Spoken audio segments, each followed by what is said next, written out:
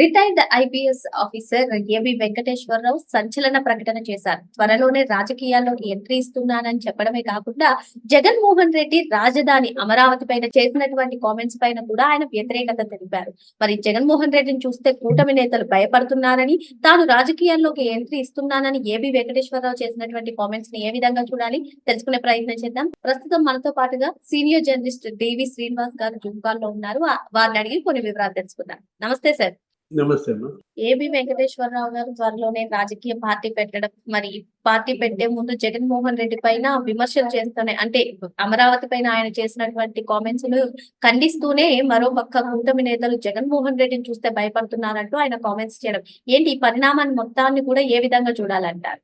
Retired IPS అధికారి AB Venkateswara గారు మరి భారత పౌరుడు. ఇండియన్ సిటిజన్ గా ఆయనకు హక్కు ఉంది. పార్టీ పెట్టుకునే హక్కు ఉంది, తన సిద్ధాంతాన్ని ప్రచారం చేసుకునే హక్కు ఉంది, ఆయన భావజాలాలు. మరి నిన్న మాట్లాడుతూ రాజకీయాల్లోకి వస్తున్నానని నేను గతంలోనే ప్రకటించాను. త్వరలోనే రాజకీయ పార్టీ పెడతాను. రాజకీయ పార్టీ పెట్టడానికి కావలసిన ఆర్థిక శక్తిని కూడా సమకూర్చుకున్నాను, ఈ విధంగా మాట్లాడుతున్నారు. అంటే ఆయన ఏంటి, మనకి 1989 బ్యాచ్ ఐపీఎస్, మరి లాస్ట్ ఇయర్ రిటైర్ అయ్యారు. ఇప్పుడు 20 జగన్ దిగిపోబోయే ముందే రిటైర్ అయినట్టున్నారు. జగన్మోహన్ రెడ్డి బాధితుడు. మనం ఆయనకి ఇంక వేరే ట్యాగ్ లైన్ ఏం పెట్టగలం? ఏంటి, జగన్ బాధితుడిగా ఆయన అనుభవించినటువంటి, ఒక రకంగా చెప్పాలంటే నరకం. ఏ ఐపీఎస్ అధికారిని ఒక ప్రభుత్వం అంతగా వేధించిన దాఖలాలు లేవు. అంటే జగన్ సీఎం అయిన మరి వెంటనే ఆయన సస్పెండ్ అయ్యారు. వేరే వాళ్ళకి ఇంకా వేరే పనేమీ లేదన్నట్టుగా ఆయన పైన కక్ష సాధింపే జగన్ అజెండాగా ఆ ప్రభుత్వ నిర్ణయం. మళ్ళా జగన్మోహన్ రెడ్డి దిగిపోబోయే ముందు, అదే ఆయన రిటైర్ కాబోయే రోజు ఇచ్చారు.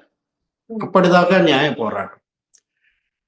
క్యాట్కి వెళ్ళాడు, కోర్టులకు వెళ్ళాడు, పోరాటం మామూలు పోరాటం చేయలేదు. తీసుకోమని ఆదేశాలు వచ్చినా కూడా ట్రిబ్యునల్ నుంచి ఇవ్వలేదు. ఆయన పోస్ట్ ఇవ్వకుండా ఆయన అలాగే డ్రాగ్ ఆన్ చేశారు. ఇప్పటికే ఆయన జీతాలన్నీ రాలేదనుకుంటారు ఈ ప్రభుత్వం ఏర్పడిన తర్వాత కూడా. చంద్రబాబు సీఎం అయిన తర్వాత కూడా కొంతవరకు ఇచ్చారు బెనిఫిట్స్, ఇంకా సగం పైగా బెనిఫిట్స్ రావాల్సి ఉందని కూడా అన్నారు. అంటే ఆ ప్రభుత్వ బాధితుడే కాదు, ఈ ప్రభుత్వానికి కూడా బాధితుడేనా? అంటే ఇది బెనిఫిట్స్ కి సంబంధించిన అంశాల్లో. ఒకటి, అప్పుడు ఆయనకి స్వేచ్ఛ లేదు, ఇప్పుడు ఆయనకి స్వేచ్ఛ ఉంది. ఆయనకే కాదు, ఆంధ్రప్రదేశ్ ప్రజలంతా కూడా ఇవాళ స్వేచ్ఛ వాయువులు పీలుస్తున్నారు కదా. జగన్ హయాంలో హక్కులు అణిచివేసి అసలు ఒక పోస్ట్ పెడితేనే తీసుకుపోయి జైల్లో పెట్టారు. నలంద కిషోర్ అని ఆయన మనం చూసాం. విశాఖపట్నంలో ఆయన ఏదో మామూలు పోస్ట్ పెడితే ఆయన అసలు ఎన్ని జైళ్లు తిప్పారమ్మా. చివరికి ఆయన కరోనా అంటించి చంపించారన్నారు. ఇప్పుడు మనం రంగనాయకమ్మ ఉదంతమే మనం చూసాం. ఆమె ఏదో పోస్ట్ వస్తే ఆమెకి అది ఫార్వర్డ్ చేసింది అంతే. అది ఫార్వర్డ్ చేసినందుకు ఆమెని నానా హింస పెట్టారు. ఈయన కూడా బాధితుడే అంటుంది. అదే ఏబి వెంకటేశ్వర గారు మామూలుగానే పార్టీ పెట్టుకోవచ్చు. ఒకటి, అనేక మంది ఐఏఎస్ల పార్టీలు పెట్టారు, ఐపీఎస్లు కూడా పెట్టారు.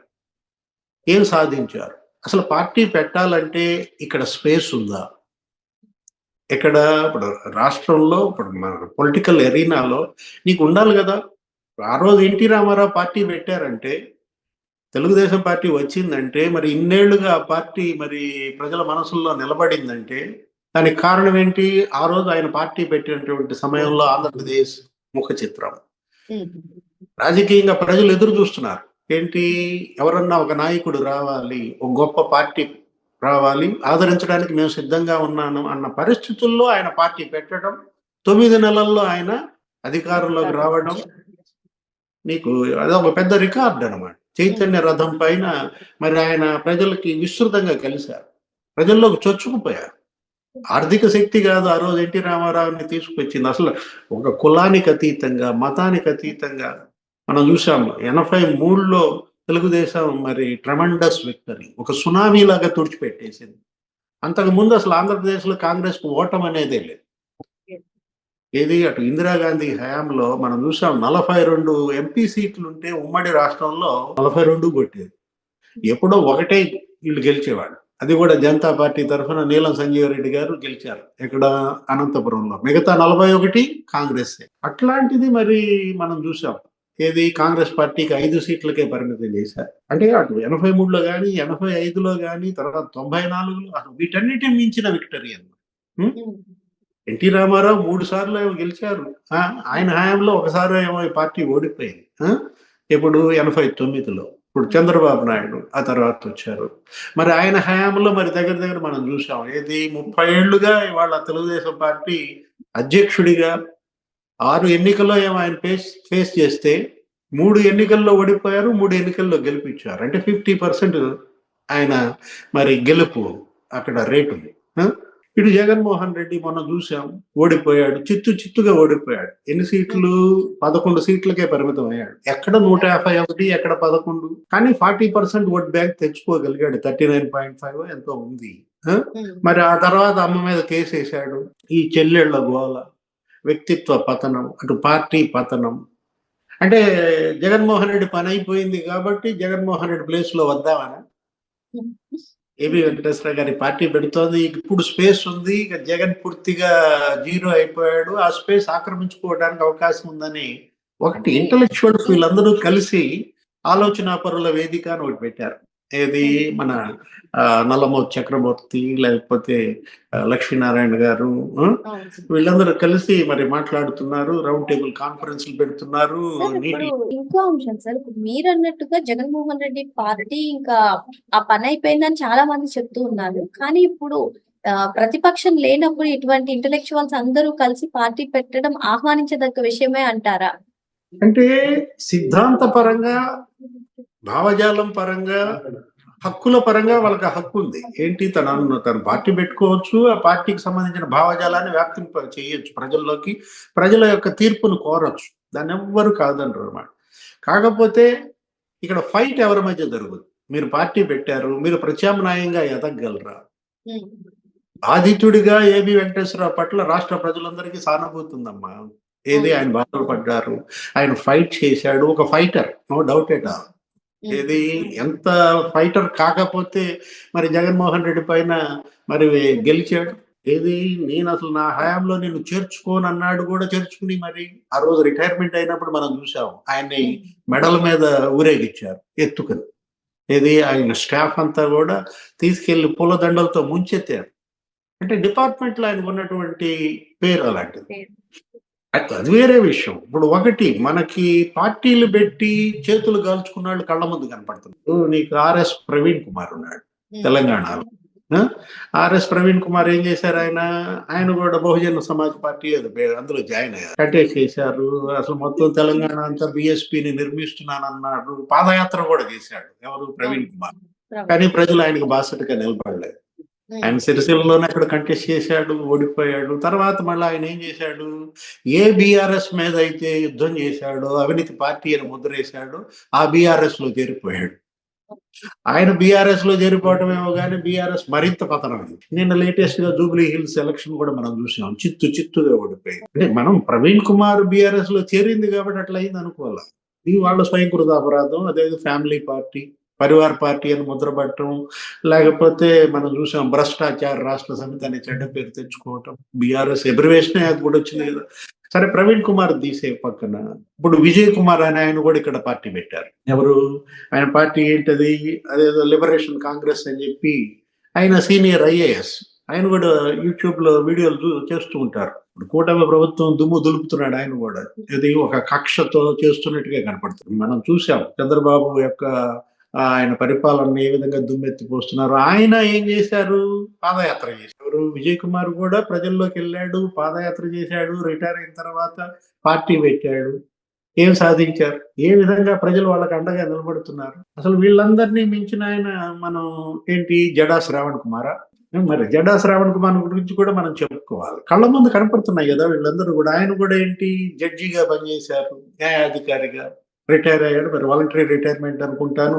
ఆయన కూడా ఏంటి జై భీమా దాని పేరు జై భీమ్‌రావ్ పార్టీ అని చెప్పి అంబేద్కర్ దీని భావజాలంతో ఆయన కూడా వెళ్ళారు. వీళ్ళంతా కూడా అంబేద్కర్ భావజాలంతో వెళ్ళిన వాళ్ళే.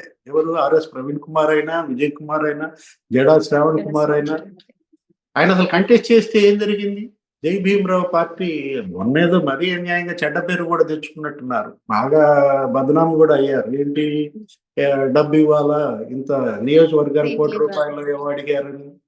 అప్పట్లో చంద్రబాబు మరి కూటమి ప్రభుత్వం అక్కడ కూటమి ఏర్పడుతున్నప్పుడు మమ్మల్ని కూడా కూటమిలో తీసుకోండి, నియోజకవర్గానికి ₹1 కోటి ఇవ్వండి. అది కోటి కాదు, అదేదో 175 కోట్లు ప్యాకేజ్ అది వచ్చా ఏదో పడిపోయింది.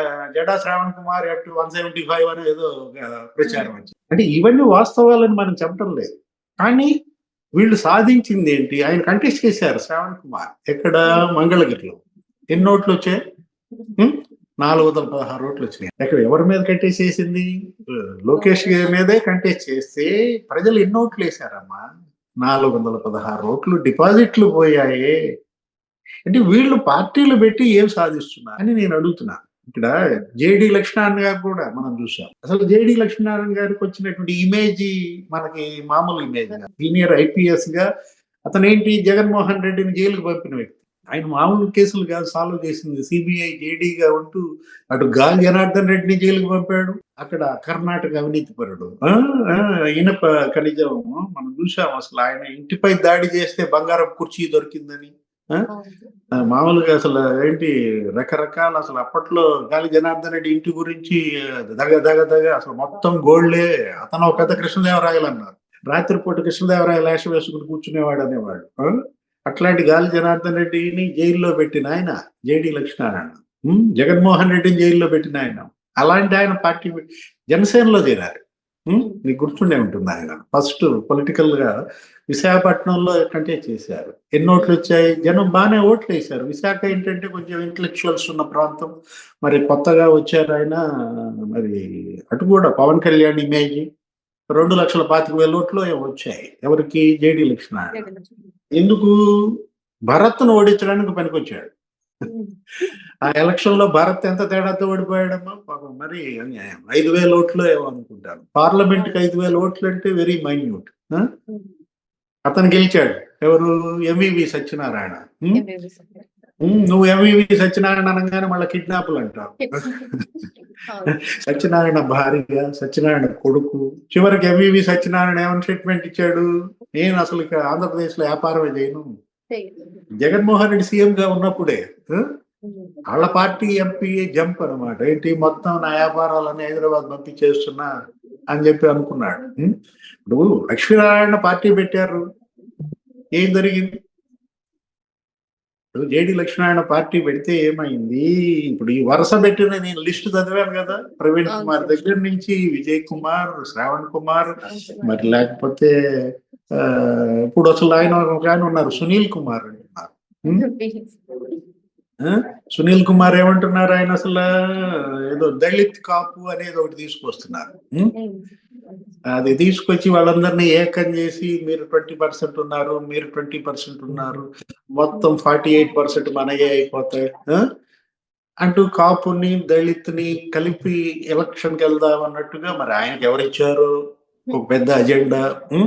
ఎవరు ఇచ్చేది వదిలే, ఆయనకి అంతటా ఆయనే తెచ్చుకున్నాడు. ఇంతకుముందు మనకు తెలిసిన సునీల్ కుమార్, అంబేద్కర్, ఆ భావజాలం ఆ టైప్ లో ఆయన మరి సర్వీస్ లో ఉంటూనే రచ్చగొట్టే ఉపన్యాసాలు ఈ కులం పేరుతో మతం పేరుతో మనం చూసాం. సరే, whatever it may be నడిచిపోతుంది. ఇప్పుడు ఆ జాబితాలో అసలు శ్రావణ్ కుమార్ మనం మాట్లాడుతూ ఏమన్నాడు? కాపులకి ముఖ్యమంత్రి ఇవ్వండి, దళితులకి ఉప ముఖ్యమంత్రి తీసుకోండి, మా శ్రావణ్ కుమార్ కి ఇవ్వచ్చు, లేకపోతే మా విజయ్ కుమార్ కి ఇవ్వచ్చు అంటూ హర్ష కుమార్ ను కూడా కలిపాడు. ఏది? హర్ష కుమార్ మాజీ ఎంపీ, 10 ఏళ్ళు ఎంపీగా చేసినటువంటి ఆయన. నాకు అప్పుడే అనిపించింది, ఏంటి కుమార్ కుమార్ కుమార్ అనుకున్నా. మనం ఇప్పుడు వీడియో కూడా ఏదో చేసినట్టున్నాం, ఇది కుమార్ టు ది పవర్ 4 అనే పార్టీ పెట్టుకున్నారా అన్నట్టుగా. సరే, ఈ కుమార్లు గోళ ఇట్లా ఉంటే ఇప్పుడు కొత్తగా ఫీల్డ్ లోకి ఎవరు? ఏబి వెంకటేశ్వర గారు చేశారా? ఏంటి ఆయన సాధించుకున్న ఆర్థిక శక్తి? రాజకీయ పార్టీ పెట్టే అంత ఆర్థిక స్థితి సమకూర్చుకున్నాము అంటే ఎంత, దానికి ఎంత ఉంటుంది? కొలమానం ఏమైనా ఉంటుందా? అంటే నేను అనుకోవటం పార్టీ రిజిస్ట్రేషన్ ఫీజు వరకు తెచ్చుకోగలిగారా?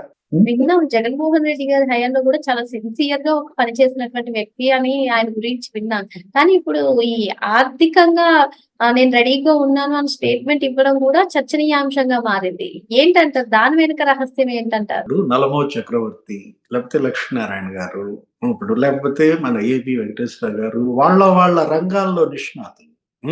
ఇంకా లేకపోతే అక్కినేని, వీళ్ళందరూ కలుస్తారు. ఎవరు భవానీ ప్రసాద్, మరి ఇంకా కొంతమంది టీం ఒకటి ఏర్పడి ఆలోచన పరుల వేదికగా వాళ్ళు ఏం చేస్తున్నారు, అన్ని ప్రాంతాలు తిరుగుతున్నారు. ప్రజల్లో చక్కటి చర్చ అది అవసరం కూడా. ఏది ఇంటలెక్చువల్ గా ఈ వీళ్ళు సమాజం పట్ల బాధ్యతను అందరూ అంగీకరిస్తాం, ఆమోదిస్తాం.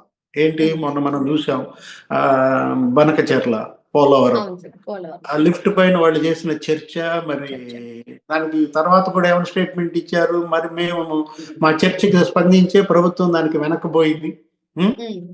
పోలవరం బనకచెర్ల నుంచి వెనక్కి తీసుకుంది. ఇప్పుడు ఏదో నల్లమల సాగర్ అని ఒకటి తీసుకున్నట్టున్నారు మళ్ళా ప్రభుత్వం. నల్లమల సాగర్ వాళ్ళు టేకప్ చేసినట్టున్నారు. నీటి పారుదల సంబంధించి వాళ్ళు బ్రహ్మాండంగా వర్క్ చేశారు, ప్రజలు చైతన్యపరిచారు. చైతన్యపరచడంలో ఇబ్బంది లేదమ్మా. ఏది ప్రజా చైతన్యం అవశ్యం, ప్రజల్లో అవగాహన పెంచడం సామాజిక బాధ్యత కాదనం. మనం తను కూడా ఏం చూశారు, ఆ కోడుకత్తి ఆయన ఎవరు, శ్రీను, జల్లేపల్లి శ్రీను వాళ్ళ కుటుంబాన్ని పరామర్శించారు, వాళ్ళకి సంఘీభావంగా నిలబడ్డారు. ఇట్లా వరుసనే మరి నెలకోటో లేదా 3 నెలలకోటో ఇలా బాధితులను కలుస్తున్నారు అనుకున్నాం. అటు డాక్టర్ సుధాకర్ కుటుంబాన్ని కలవటమా, లేకపోతే ఇంకా అట్లాంటి ఏది మరి జగన్మోహన్ రెడ్డి ఇంకో డ్రామా ఆడాడు కదా మన ఎలక్షన్ ముందు, గులకరాయ. అటువంటి కుటుంబాలను వీళ్ళు కలవడం, వాళ్ళల్లో ఒక రకమైనటువంటి మరి మొరాలిటీ బిల్డప్ చేయటం, ప్రభుత్వానికి కూడా అదొక సందేశం. ఏది ఆ కుటుంబాలను ఆదుకోవాలి మీరు అని తెలియజెప్పడం. మొన్న చూసాము, వీళ్ళు వెళ్ళి అక్కడ రాయలసీమ లిఫ్ట్ ప్రాంతం కూడా సందర్శించారు. ఈ టీం వెళ్ళి వాళ్లే బయట పెట్టారు. మొన్న కూడా వాళ్ళు మాట్లాడుతూ ఏమన్నారు, అసలు అక్కడ ఏమీ లేదు, జగన్మోహన్ రెడ్డి నేను ఏదో పెద్ద లిఫ్ట్ కట్టాను అంటున్నాడు, 930 కోట్లు తీసుకుపోయి గుంతలో పోశాడు, ఓ పెద్ద గొయ్యి తవ్వారంట, అదే రాయలసీమ లిఫ్ట్. ఆ గొయ్యి తప్ప మాకు అక్కడేం కనపడలేదు. అంటే జగన్మోహన్ రెడ్డి కట్టింది రాయలసీమ లిఫ్ట్ కాదు, రాయలసీమ గొయ్య. అతను తవ్వింది అని చెప్పి లక్ష్మీనారాయణ గారు వీళ్ళందరూ మాట్లాడిన మాటలు మనం వింటే, గొయ్యి తవ్వటానికే 930 కోట్లు కాల్ చేశారు ఎవరు, జగన్మోహన్ రెడ్డి హయాంలో. అది అసలు లిఫ్ట్ ఇరిగేషన్ కాదు, అది థెఫ్ట్ ఇరిగేషన్ అన్నాడు ఎవరు, పయ్యావుల కేశవ్. విన్నావా ఆ మాట? థెఫ్ట్ ఇరిగేషన్ స్కీమ్ అంట, లిఫ్ట్ ఇరిగేషన్ కాదు. ఏదైనా ప్రజా చైతన్యానికి పార్టీ పెడితే ఆమోదిస్తారు, ప్రజలు స్వాగతిస్తారు. ఊరికే ఫ్రీగా చైతన్యం చేస్తామంటే ఎందుకు చేయరు, ఎందుకు చేయించుకోరు? కాకపోతే మీరు ఓటేయాలి నాకు, అప్పుడు నేను మీకు చైతన్యం చేస్తానంటే ఆలోచిస్తారు. వీళ్ళేనా ఆలోచన పరులు? ప్రజలు వీళ్ళని మించిన ఆలోచన పరులు కదా. ఏబి వెంకటేశ్వర గారు పార్టీ పెట్టినా ఆ పార్టీ గెలిచేటట్టుంటే ఓటేస్తారు, ఓడేటట్టుంటే ఓటేస్తారా? ఓటుని వేస్ట్ చేసుకోవటానికి ఏ ఓటర్ అన్నా సిద్ధంగా ఉంటాడు. ఎవరు పోటీ ఎవరి మధ్య జరుగుతోంది, హోరాహోరీగా పోటీ ఆ ఇద్దరి మధ్య జరుగుతున్నప్పుడు వేస్తే ఏకేస్తాడు, లేకపోతే బీకేస్తాడు. అంతేగాని మరి అసలు అడ్రస్ లేనటువంటి సీకి ఎలా వేస్తారు? తన ఓటుని మొరగబెట్టుకోవటానికి ఆంధ్రప్రదేశ్ లో ఏ ఓటరు సిద్ధంగా ఉండడు. కొంతమంది ఉంటారు, ఎవరు ఆ 416 మంది. 416 అనగానే ఎవరి నంబర్ అది, జడా శ్రావణ్ కుమారా? అంటే ఆ జాబితాలో జరిపోతారా ఏబి వెంకటేశ్వర గారు? లేదు మరి నిజంగానే చరిత్ర సృష్టించగలరా? చూడాలా ఏం జరుగుద్దో. ఇంకా పరిణామాలు చాలా ఉన్నాయి కదా, సుదీర్ఘ సమయం ఉంది, ఎంత 3.5 ఏళ్ల సమయం ఉంది. ఓటు చీలిక మాత్రం అది ఆమోదించకూడదు. ఏది దాన్ని మనం అంగీకరించు. ఏది ఓట్లలో చీలిక తెచ్చి గెలిచే వాళ్ళని ఓడించటం, ఓడే వాళ్ళని గెలిపించటం అది తప్పు, అది అలా చేయకూడదు. ఏది మీరు ధైర్యంగా రండి, మీరు చెప్పండి, వాళ్ళు వింటారు, వేస్తే వేస్తారు, వేయించుకుంటారు. అంతేగాని అక్కడ ఉన్నటువంటి గెలుపుని ప్రభావితం చేయటం కోసం పెట్టే పార్టీ, పార్టీ గెలవటం కోసం పెట్టే పార్టీయే పార్టీలు దేశంలో ఒక 6-7 జాతీయ పార్టీలు ఉన్నాయి. ఒక 56 ఏమో మరి రీజనల్ పార్టీలు ఉన్నాయి. ఒక 2500 ఉన్నాయి.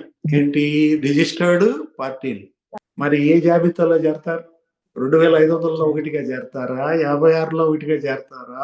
6లో ఒకటిగా చేరతారా? లేదు 416. మరి మొత్తానికి ఏబి వెంకటేశ్వరరావు గారు పార్టీ పెట్టి మరి ఏ నెంబర్ లో సార్ చెప్పినటువంటి ఏ నెంబర్ లో చేరతారో వేచి చూడాలి. మరో అంశంతో మళ్ళీ కలుద్దాం. Thank you sir.